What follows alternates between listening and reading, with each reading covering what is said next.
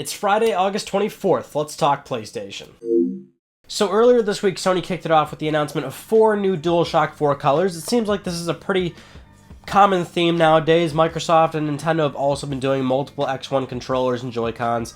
Sony's no different. They've been doing a lot of DualShock 4 colors. Anyway, the 4 new colors are as follows: berry blue, a blue camo, sunset orange, and kind of like a bronze copper finish to the controller. I mean, it's not really going to be copper or bronze, but the color's like a copper finish. Now, interestingly, the sunset orange is not new. This was actually released like a few months ago, maybe about half a year ago, but I guess that was in more of a limited capacity, so at least this re-release of sunset orange will be more widely available if you were interested in picking up this controller. I believe it was only available initially in the UK, if I'm not mistaken, and again, for a much shorter amount of time. Now, quite honestly, I think my favorite controller out of these bunch, if I'm being honest, as weird as it looks, is berry blue, and I think the reason why I like that one the most is because it's just so it's just so weird and fruity looking. Like, I kind of want it, and like there's like no reason for it, but I want that controller. Moving on to something a bit more useful for your PS4 besides another DualShock 4 is a remote for your PS4.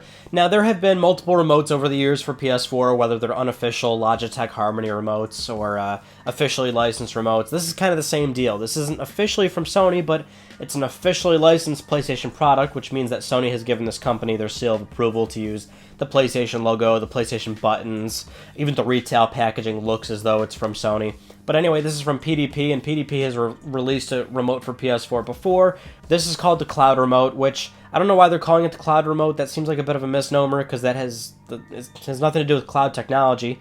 But the interesting change about this remote is that this one will actually control your TV as well. So you can change the inputs, the volume. Presumably, you could thumb around the UI of your television, since most new televisions have a slightly more sophisticated UI than TVs of 10 years ago. So that might be a bit more useful. The Logitech Harmony remotes did do that as well. I mean, but those are like anywhere from $50 to $70 remotes, and they've sometimes got a little LCD screen on them, and they can control everything. But to me, that seems like a bit of overkill. So you can, for me personally, you can sign me up for something that's a little more simple, and it will do both. Because the thing I usually hate about console remotes is just that. It's remotes. It's implying that I have multiple remotes on my coffee table, and that just sounds like a pain in the ass to me. I just want one. So if I can have one that does my PS4 and my TV, I'd give it a shot.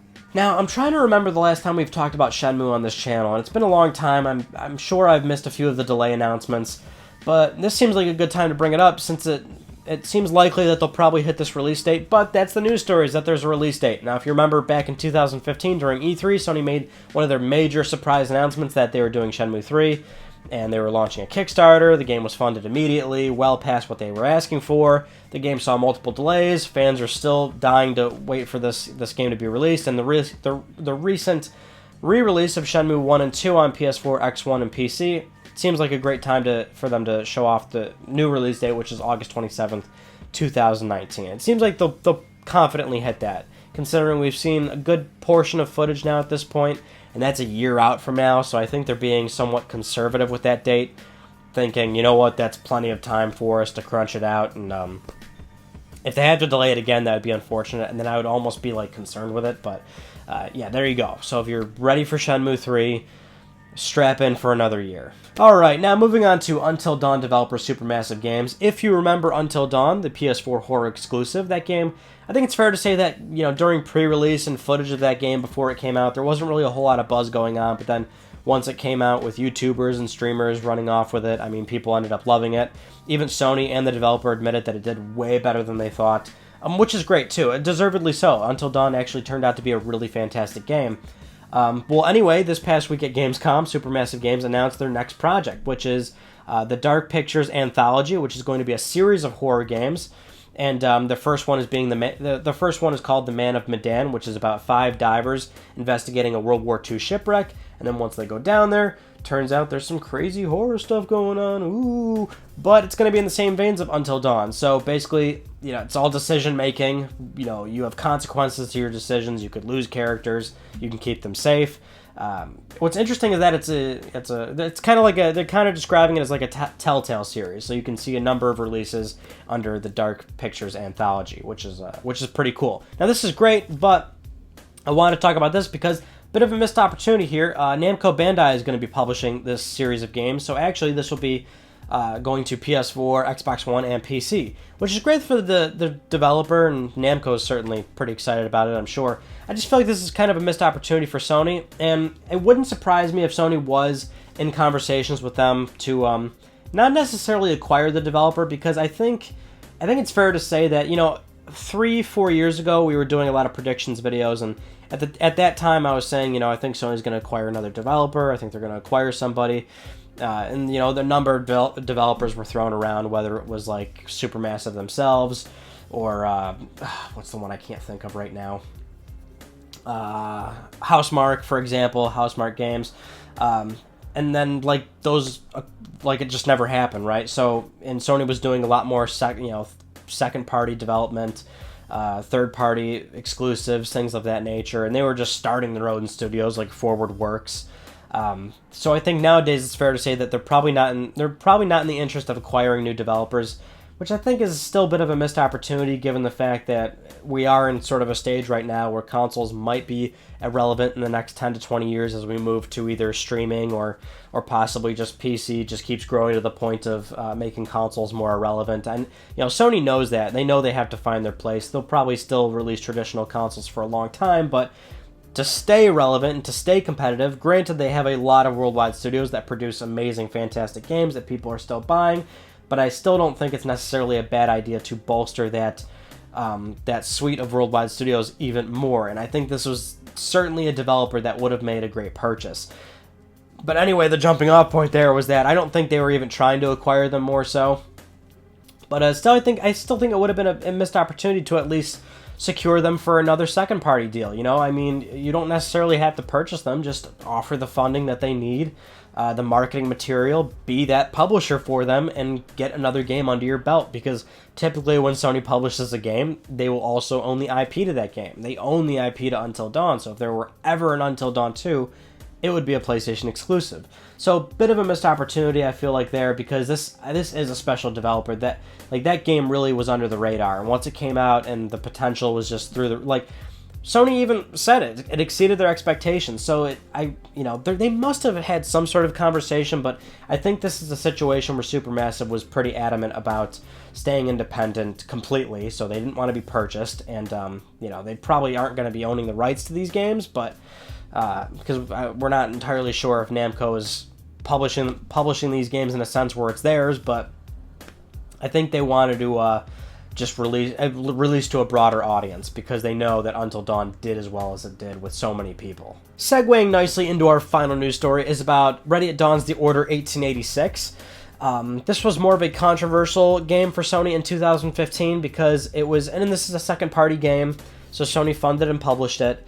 But, I think the two big points of contention for a lot of people back when this game came out was that it was too short and that it was more presentation over gameplay. Which, by the way, it seems like that's actually, it's funny because over time that has sort of changed a bit. It seems like recent comments and discussion surrounding that game is that a lot of people are now saying, like, you know what?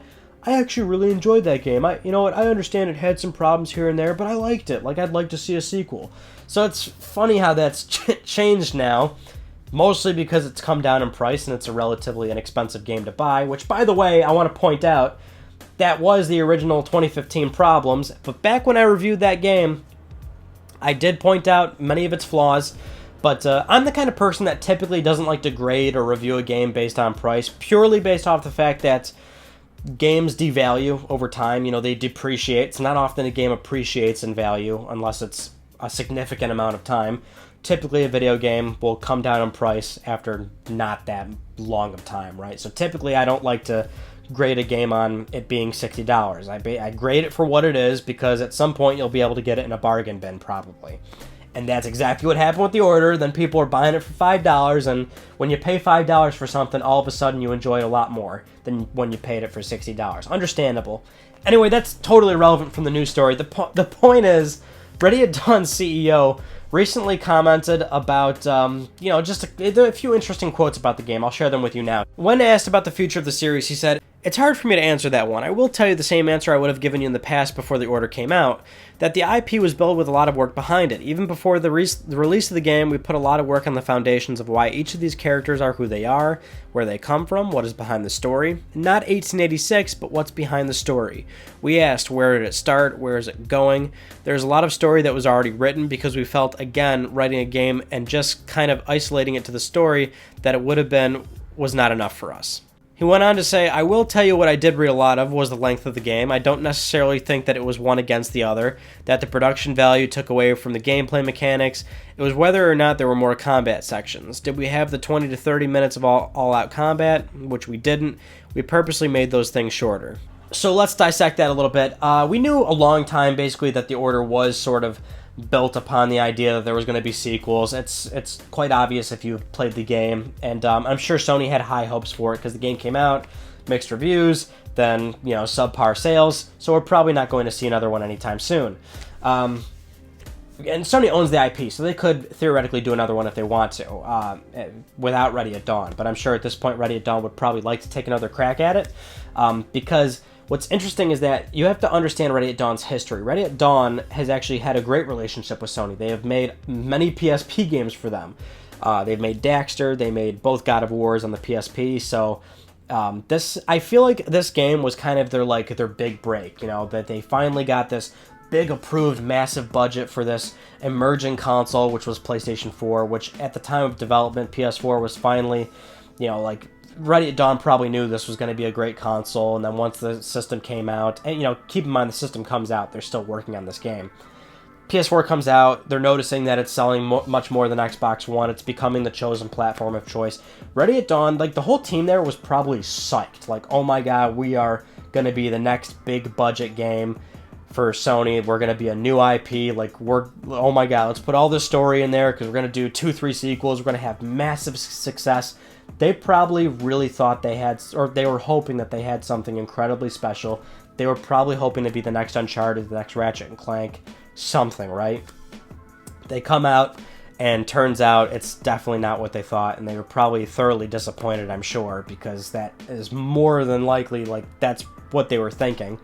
But I'll tell you, that second quote tells me that I don't think they've learned their lesson, because if the CEO of the company is saying, I don't think we spent too much time on presentation over gameplay, I think they've got it totally twisted, because that was absolutely one of the biggest issues of that game.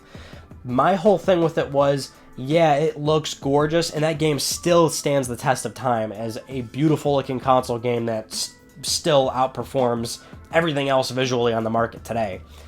But if they were to put the same level of investment into gameplay as they did presentation, I think that game would have been a knockout success. But that wasn't the case. It was more like 70-30, 70% presentation, 30% gameplay. It was quite crude. It had regular, cover and shooting mechanics. They worked, so there was nothing wrong with them, but there was nothing great about them either. And you can make the case for other games like Uncharted, for example, but Uncharted does do a few things a bit differently that make it a much more refined gameplay experience that I think we could maybe discuss in a later video. I'm not saying Uncharted's fantastic in terms of gameplay, but certainly it's above subpar. And that's what the order was. It was subpar in the gameplay department. So if he's saying that, I don't think they've learned their lesson, and I've always said that I would love to see them take another crack at a sequel, because I think that they would learn from their mistakes. But if he's saying that, then I don't think they did. At which point, I think Sony might be in the right to not give them a second chance at it, and we probably won't see this IP anytime soon. That concludes this week's episode of Let's Talk PlayStation. So if you didn't see it, this past Tuesday we did a little explanation video. I see it a lot on the internet, and I see it a lot on here because there's a lot of PlayStation fans here, but there's a lot of misinformation regarding backwards compatibility. Why does Xbox One have it, and Sony just doesn't say anything? Does PlayStation Now doesn't do any PS3 backwards compatibility? If you want the answer as to why Sony does not offer backwards compatibility, proper backwards compatibility with a disc, watch that video. We'll fully explain that for you. Other than that, not much else going on. I'd like to say things, but at the same time, it's like, I'll just wait till they'll come out. We're seeing some good videos come out nowadays, and there's more to come. So thank you for all the support over the years. I really appreciate it. And if you're new to the channel, welcome. I really hope you enjoy everything that we have to offer here. Anyway, that concludes this week's episode of Let's Talk PlayStation. I'm Ryan Badecki. Thank you all so much for talking with me, and I will see you guys next Friday.